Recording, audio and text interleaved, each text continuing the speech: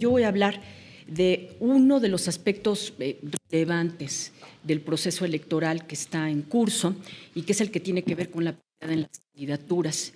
En particular, como ya mencionó Jean-François, de tener dos candidatas a la presidencia, seguro la primera presidenta, 50% de mujeres en todas las candidaturas a los cargos en disputa, incluidas las 9 gubernaturas para las cuales los partidos tuvieron que postular al menos 5 mujeres. Perdón, voy a leer porque no hay mucho tiempo, entonces si no leo me extiendo todavía más. Bien, entonces, miren, yo creo que sí hay que decir que en medio de muchos problemas de violencia electoral, de violencia de género y en el contexto de la polarización y de un proceso de erosión democrática en marcha, la paridad constituye un avance democrático. En tanto ha renovado la representación descriptiva, es decir, la composición del Congreso Federal, los congresos locales y la conformación de los órganos de gobierno, y ha logrado desarticular gradualmente el monopolio masculino de los cargos públicos, en particular los más disputados, que son los cargos ejecutivos. Este hecho indica que se han alterado hasta cierto punto los prejuicios de género en contra de las mujeres en política. Las dos candidatas de las coaliciones oficialista y opositora surgieron de procesos relativamente abiertos a la participación ciudadana, lo cual es ilustrativo de cambios en las percepciones sociales de las mujeres. Se ha ido generando un sentido social de lo que Jane Mansbridge, estudiosa de la representación, llama habilidad para gobernar. Así, lo que presenciamos en este proceso electoral de oleadas de cuotas de género primero y después de la aprobación de la paridad como un principio constitucional en 2014 y posteriormente la reforma de 2019 de paridad en todo. Ambas reformas son producto, como mostraré, de un largo camino en la lucha de las mujeres partidistas, de agrupaciones feministas, que a través de alianzas y estrategias como el cabildeo y el litigio estratégico lograron ir accediendo gradualmente al poder. Entonces, los primeros avances ocurrieron en la conformación del Congreso Federal, que es paritario, los congresos locales, en su mayoría paritarios, de hecho hay algunos que tienen más mujeres que hombres, y bueno, como comenté, los cargos ejecutivos han sido más complicados porque haya habido muchas resistencias por parte de las dirigencias partidistas. Son candidaturas más escasas, son cargos unipersonales y por ello pues son candidaturas más codiciadas por el manejo de recursos, la visibilidad y el liderazgo. Partiendo entonces de este supuesto, es decir, de un supuesto como muy alentador y optimista, ¿no?, de que tenemos un aspecto muy democrático, digamos, de este proceso electoral, voy a hacer un análisis breve, retomando algunas tesis que ha generado la literatura especializada sobre la relación entre la paridad y la representación. Voy a abordar 3 temas. Bueno, ¿cómo es que alcanzamos la paridad? ¿Cómo llegamos a este punto, a este proceso electoral? Y que ha colocado a México entre los primeros países con más mujeres en el Congreso y en los cargos públicos. ¿Cómo explicamos este avance en un país con brechas de género y altas tasas de feminicidio? Segundo, ¿qué ha significado en términos de agendas sustantivas tener más mujeres en los cargos de representación y en particular en las campañas, que es lo que voy a abordar? ¿Podemos esperar que la próxima presidenta impulse una agenda por la igualdad de género? Bueno, la respuesta va a ser no, pero ahora les explico por qué. Bueno, y finalmente quiero plantear algunos problemas sobre la relación entre los procesos de erosión democrática y la agenda por la igualdad. Bueno, y si me da tiempo, las tensiones entre los populismos y la agenda feminista. Entonces, empiezo por lo primero. Bueno, el movimiento por la paridad parte del problema de que las democracias han fallado en su compromiso igualitario, en tanto ha persistido la distribución desigual de los cargos donde se toman las decisiones, debido a un conjunto de obstáculos institucionales, partidistas, culturales y de la forma en la cual se ha estructurado lo público y lo doméstico. La paridad se propone reestructurar las democracias representativas, o sea, es un movimiento demócrata, desde un paradigma universalista para rehacer el pacto social y garantizar el acceso igualitario de las mujeres a los puestos de decisión. Aunque no se trata únicamente de armado de listas electorales, sino que es un principio político de reestructuración del orden, la verdad es que en países como México, el movimiento sí se ha centrado en el diseño de reglas y regulaciones muy estrictas y detalladas para las nominaciones en los cargos públicos. Entonces, México es un caso muy exitoso de un rápido acceso de las mujeres a los cargos de representación a través de reformas institucionales y de cambios en el sistema electoral. Y hay un debate académico ahí muy importante que no podría analizar a detalle acerca de los factores que pueden llevar a más mujeres al poder. Pippa Norris, Ann Phillips, entre muchas otras autoras, han discutido el peso de factores culturales y socioeconómicos en el acceso de las mujeres a los cargos públicos. Se ha planteado que sociedades con culturas más igualitarias, valores más seculares, con un mayor impacto del movimiento feminista, serán más favorables a combatir la desigualdad política y eventualmente llevar más mujeres al poder. Y el enfoque centrado en los factores socioeconómicos relaciona mayores niveles educativos, mayor incorporación al mundo laboral, creciente independencia económica, con cambios en los patrones de acceso al poder. Estos enfoques muy importantes han probado tener límites explicativos, ya que las culturas más igualitarias y las sociedades con más oportunidades laborales y menos brechas de género no han logrado combatir la discriminación en política. Por ejemplo, actualmente Canadá tiene 30% de mujeres en la Cámara Baja y Estados Unidos únicamente 29%. En cambio, México tiene 50% de mujeres en ambas cámaras. Bueno, el factor determinante entonces es la adopción de cuotas de género y de paridad. Y estas son mucho más eficaces cuando son obligatorias, hay mandatos de posición, o sea, se ponen lugares en las listas de repartición de distritos, de RP, bloques de competitividad y sanciones por su incumplimiento. Y esto es precisamente lo que hemos aprendido del caso mexicano. Entonces, en México, a través de, claro, acuerdos internacionales que se suscribieron, la formación de actores críticos conformados por militancias femeninas de los partidos. Por cierto, más de la mitad de los padrones de los partidos en México son de mujeres, o sea, más del 50% son mujeres quienes forman la militancia partidista. Organizaciones feministas como Mujeres en Plural y autoridades electorales, el INE y el Tribunal, han ido impulsando primero cuotas y después la paridad de manera gradual, enfrentando, por supuesto, un conjunto de resistencias de los partidos políticos. Estas resistencias de las direcciones partidistas, paradójicamente, fueron generando más demandas de las militancias de mujeres y se fue trazando una ruta de intervención del INE y del Tribunal Electoral para proteger sus derechos político-electorales. Esto, por cierto, se ha ido también a tener un efecto de difusión y ahora hay grupos en situación de vulnerabilidad que han pedido, que han demandado acciones afirmativas. Eso tenemos en este proceso electoral, pero también en procesos electorales previos desde el 2021. Entonces, fíjese, tuvimos primero cuotas en 2002, en 2018, ahí tuvimos sentencias muy importantes del Tribunal Electoral que obligaba a los partidos a no tener una estrategia minimalista y realmente cumplir con lo que estaba diciendo la cuota para colocar mujeres en distritos competitivos y bueno, y además no ponerlas, ya saben, en las planillas no como las titulares, ¿no?, sino como las suplentes, entonces así aparentemente cumplían con la cuota. Bueno, todo eso a través de sentencias, la verdad es que se fue corrigiendo. Y finalmente, con la reforma del 2014, que fue una reforma constitucional, se estableció y se aprobó la paridad para las candidaturas al Congreso y a los congresos locales. Y eso sirvió para sentencias futuras que extendieron la paridad a municipios, la paridad horizontal y vertical, con el apoyo muy activo de consejeros y consejeras locales. Finalmente, en 2019, tenemos la paridad en todo, que es una paridad en los tres órdenes del gobierno, órganos autónomos y gobiernos de los estados y municipios. Es una reforma entonces que rebasa realmente a los propios partidos, rebasa las nominaciones, se extiende a todo el gobierno y a todos los órganos del gobierno.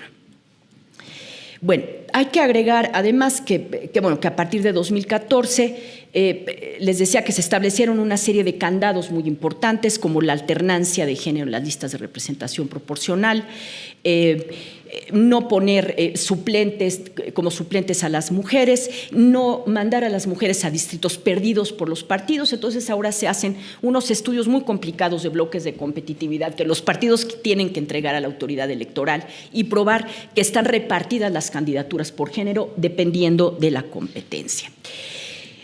Entonces, llegamos así, para apurarme porque se me va a acabar el tiempo, Llegamos así a estas elecciones en donde, además, el Instituto Nacional Electoral extendió lineamientos, porque esto no está todavía en la ley electoral, pero me parece que esta es la reforma que viene, lineamientos para las candidaturas a las gubernaturas. Por eso tenemos ahora 5 de 9.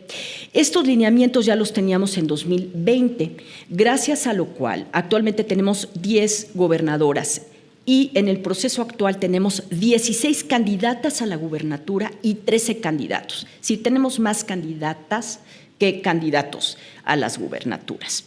Y no les voy a dar datos ahora porque ya sería tomarme más tiempo, pero la verdad es que antes de estos lineamientos la cantidad de mujeres que postulaban los partidos a los cargos ejecutivos era bajísimo. O sea, entre 2015 y 2019 los partidos únicamente postularon 15% de mujeres a estos cargos. Entonces, evidentemente, con estos nuevos lineamientos hay un nuevo diseño que es lo que hace que nuestro país realmente sea muy exitoso en términos de la construcción de una democracia paritaria. Pero, bueno, esto es en términos de números. Las cuestiones que surgen, por supuesto, es más mujeres en política, garantiza más compromisos con una agenda por la igualdad de género, y hemos visto agendas sustantivas de género en las campañas presidenciales. Y bueno, digo, este no es un tema, por supuesto, que yo esté elaborando, este es uno de los grandes problemas de investigación de la ciencia política, en particular de los estudios contemporáneos sobre la representación. Es decir, el problema de si la presencia de mujeres en los cargos de representación conduce a la formulación de políticas que beneficien a las mujeres. Eso es, por supuesto, discutible porque las mujeres tienen muchos intereses distintos y muchas identidades, y el impulso de una agenda por la igualdad. Y después de muchos años de investigación comparada, lo que sabemos es que la relación entre la presencia de mujeres en los cargos públicos y los resultados en materia de política de igualdad de género está mediada por un conjunto de factores como los partidos, las concepciones del orden político y social y las concepciones de género. Para entender lo que pueden hacer las mujeres en el ámbito parlamentario, habría que agregar que la posibilidad de impulsar agendas de género depende también de quienes tienen el control de las comisiones y de las reglas del procedimiento legislativo. Dicho esto, y reconociendo que las mujeres tienen diferentes agendas y posiciones políticas, la mayor presencia, igual que los hombres, la mayor presencia de mujeres en el ámbito legislativo en México y en todos los países sí ha cambiado las agendas y sí se han aprobado algunas legislaciones, por ejemplo, en materia de violencia, de brechas salariales y la paridad. Pero bueno, no tengo tiempo de abordar eso. En las campañas electorales, fíjense, sin embargo, ocurre otra cosa porque tienen una lógica particular. La posibilidad de generar una agenda de género está mediada también, por supuesto, por los partidos. Generalmente está subordinada a la necesidad de responder a problemas de interés público sobre la economía, la seguridad, el cambio climático, el desarrollo social, entre otros. Por supuesto, la paridad y la igualdad de género es un tema de interés público, pero digamos, hay otros problemas que siempre se superponen a este otro. Y las candidatas entonces tienen que elaborar propuestas sobre problemas complejos, pero además tienen que hacer un cálculo estratégico de qué les permitirá posicionarse mejor en el electorado. Sabemos que estas contiendas, como han señalado los estudios sobre esta cuestión, por ejemplo, sobre Estados Unidos, los temas de género generalmente son secundarios, quedan relegados. Adicionalmente, yo diría en la coyuntura actual, las campañas de las candidatas a la presidencia también se encuentran determinadas por otros factores como la polarización política que configura la batalla electoral como en una lucha entre dos proyectos excluyentes y que reduce la contienda a una relación entre amigas-enemigas. También hay que tomar en cuenta que la complejidad de las coaliciones multicolor, y sobre todo en el caso de la coalición Fuerza y Corazón por México, creo que no es el caso de la otra porque ahí Morena domina, pero en este caso no le permite a su candidata hacer posicionamientos firmes, por ejemplo, en relación a los derechos reproductivos, con los que ella está a favor, lo ha declarado en varias ocasiones.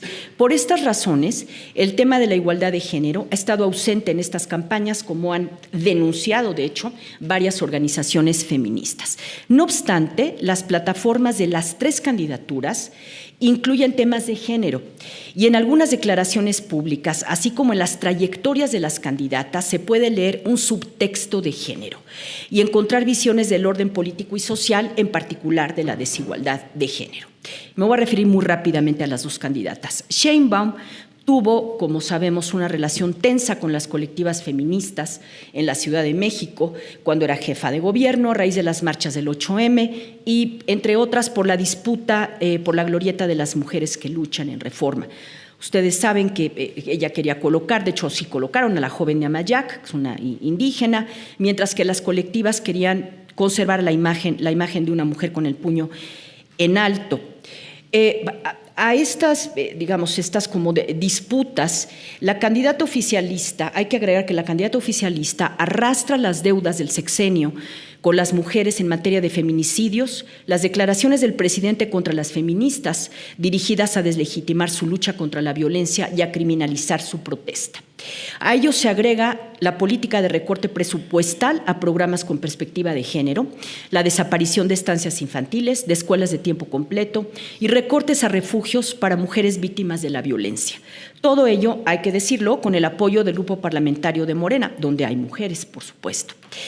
Como López Obrador, Sheinbaum es parte de una izquierda particular, yo diría no demócrata, populista, que sostiene una visión antipluralista del orden, y esto permea su visión de la igualdad de género.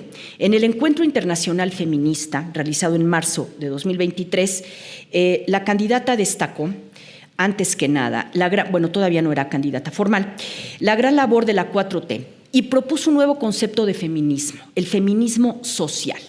Decía ella, para dejar atrás el individualismo. Y este feminismo social se basa en la consigna de, por el bien de todas, primero las pobres. En esta visión, la raíz de la desigualdad de género es la desigualdad social. Y combatiendo sus causas, se combaten las brechas de género. En su plataforma electoral, no puedo ahondar más en esto, pero se los dejo porque está muy interesante. En su plataforma electoral, fíjense, no se ve una perspectiva de género transversal, tampoco en las otras plataformas, aunque sí destaca una república de y para las mujeres, las prioridades de continuar con la 4T y los programas sociales, pero fíjense que hay algo muy sintomático que me llamó la atención, bueno, a mí y a otras analistas, que es que además de presentar propuestas de corte distributivo asistencialista, hay propuestas que ya están en la Constitución.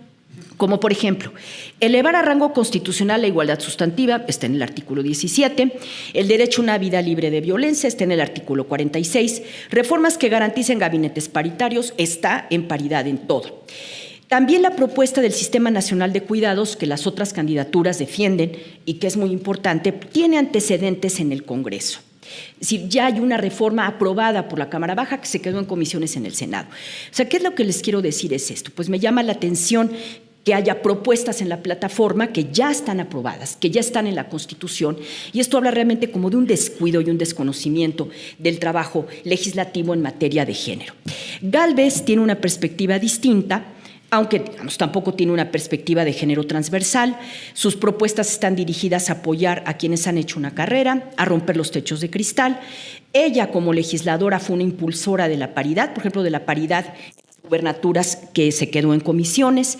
Y en temas de género yo diría que sí se distancia un poco de la candidata oficialista, como muestran las propuestas de atención inmediata a madres buscadoras, ampliar la red de refugios, reactivar las estancias infantiles y las cosas que disminuyó o desapareció el gobierno actual.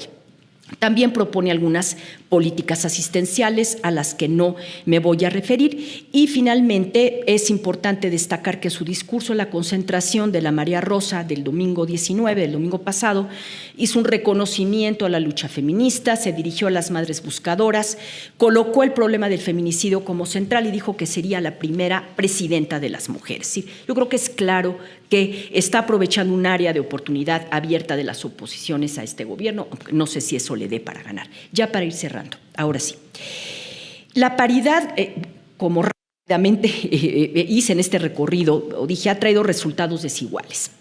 Hay más mujeres en los cargos de representación, sí ha habido más legislación con perspectiva de género, pero obviamente, por otro lado, hay problemas graves sin resolver, como las altas tasas de feminicidio, la cada vez mayor violencia política en razón de género, como muestra la cantidad de renuncias de candidatas en este proceso en curso, también de candidatos. Probablemente tú vayas a tocar este tema. Sí hay un contexto de violencia a lo que se suman también malas prácticas de los partidos, según han declarado algunas candidatas. Me voy a concluir ya, perdón, un problema importante, iba a hablar un poco de qué llamados han hecho las feministas, mujeres en plural, ya hizo un llamado muy enérgico a que las candidatas suscriban un compromiso con la agenda feminista. Y bueno, eso yo lo digo, que abandonen el gender washing, ¿me entiendes? Porque son como mensajes de igualdad de género, pero que en realidad no tienen una estructura y una sustancia. Pero yo creo que un problema importante que hay que analizar, y que abre el caso mexicano, pero otros también, por ejemplo en Europa, es el futuro de una agenda feminista y de los derechos de las mujeres en contextos de erosión democrática. La candidata oficialista va a dar continuidad al proyecto de la transformación de régimen de la 4T, que ha implicado un intento por replantear las reglas e instituciones de la democracia. Esto abrirá un momento de mayor incertidumbre, no solamente para las instituciones autónomas, los pesos y contrapesos, sino también para los derechos político-electorales, especialmente las mujeres y de los grupos en situación de discriminación.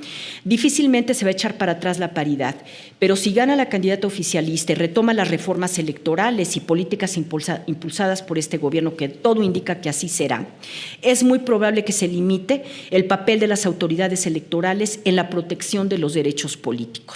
Las dos reformas electorales presentadas por el Ejecutivo en años pasados ya limitaba la intervención del INE y del Tribunal en los procesos de selección de candidaturas de los partidos y reducía las acciones afirmativas. Justamente por ello, feministas y estos grupos representantes de las acciones afirmativas se opusieron a las reformas. Entonces, nada más cierro diciendo que un movimiento democrático como el paritario, que ha logrado llevar una mujer a la presidencia, no garantiza la preservación de la democracia. Muchas gracias.